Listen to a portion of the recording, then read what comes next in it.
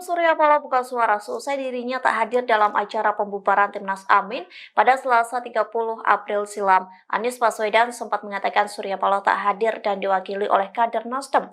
Namun kini Surya Paloh menyebut dirinya tak hadir lantaran tidak tahu ada agenda tersebut. Dikutip dari tribunnews.com, hal itu disampaikan oleh Surya Paloh di gedung ABN Nasdem pada Kamis 2 Mei. Ia mengaku tak mengetahui ada agenda pembubaran Timnas Amin. Meski begitu, Surya Paloh menyebut kedatangannya sudah diwakilkan oleh beberapa petinggi Nasdem yang lain.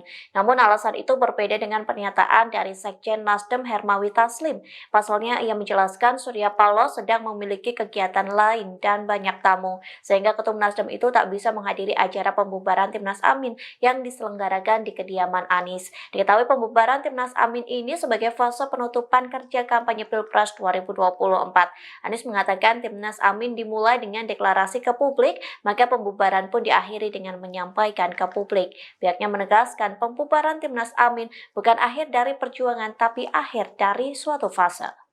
Download Tribun X sekarang, menghadirkan lokal menjadi Indonesia.